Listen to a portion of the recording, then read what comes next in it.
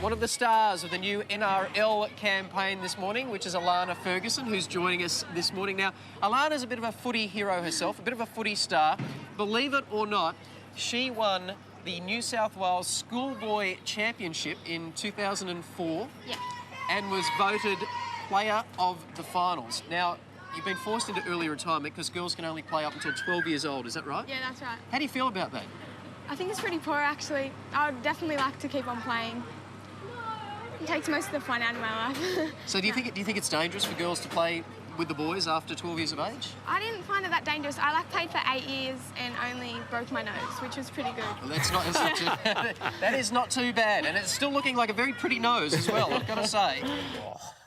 We had to dig way back into the archives to You guys find suck. that one. 2006. 13-year-old Allana, what a gem. Baby-faced Allana Ferguson. Didn't know you were a closet. Are you looking at my nose, Chubby?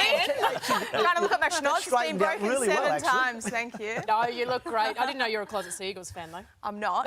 I'm not. I had to do an NRL ad, and that's the jersey I got stitched up with. I was fuming at the time, too, mind you. But Allana, incredible to think that back then, when you just turned 13 years old, there were no more opportunities for girls to play rugby league, and how far the game has come. On Thursday night, we saw record crowds, a record audience for the historic Women's Origin series. How have you seen the evolution of the game? Oh, look, I'm still buzzing, Roz. I mean, you can see little Allana there. I was devastated. I actually didn't watch the NRL for 2 years because I was so peeved off that I couldn't play the one game that I loved more than anything else in the world. So now you can see the best thing being at Suncorp. They had a record crowd, over 25,000 there. So many kids, boys and girls, getting involved, but they're now growing up in a world where it's normal to watch women's sport.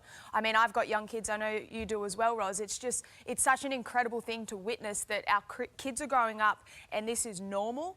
But for the women themselves, the game was an incredible game of rugby league. I spent the weekend at Magic Round, and just comments left, right and centre from punters to our commentators to just people in and around the game, absolutely loving the footy. It was a high quality game. There were over about 1 million people that tuned in for the entire coverage, and just under 2 million that sort of had a squiz at Women's Origin. So that just means that these people watched a high-quality game. Jamie Chapman, she was on the Today Show earlier. She was incredible, an incredible athlete. But the footy that's being played at the moment, it attributes where Women's Rugby League is at the moment, and I'm just so glad that that many people tuned in, because they're here to stay now.